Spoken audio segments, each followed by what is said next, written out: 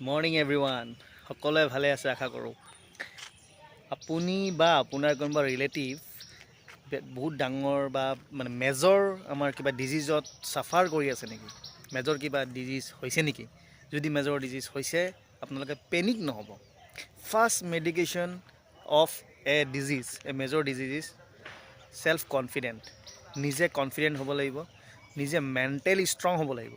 আপুনি যদি mentally strong হয় তেতিয়াহ'লে আপোনাৰ 30 to 40% বেমাৰটো তাতে ষ্টপ হৈ যাব বাকী ৰিমেইনিং যিখিনি থাকিব সেইখিনি আপুনি মেডিকেশ্যনেৰে প্ৰপাৰ ডক্টৰৰ কনচাল্টেৰে আপুনি ঠিক কৰিব পাৰে কিন্তু আমাৰ সমাজত এটা বস্তু চলি আছে যিটো মেডিচিন কোম্পানীবিলাকে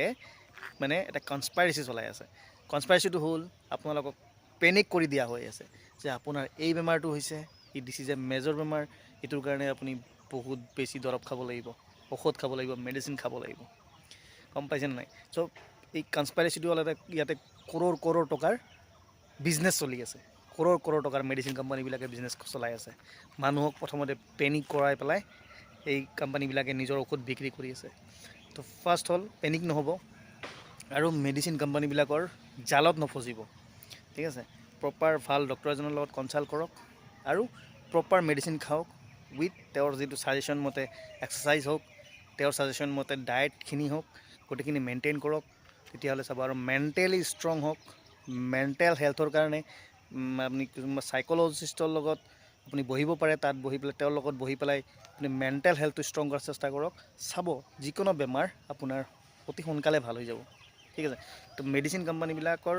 কনস্পাইৰেচিৰ ওপৰত মই এটা ভিডিঅ' আনিম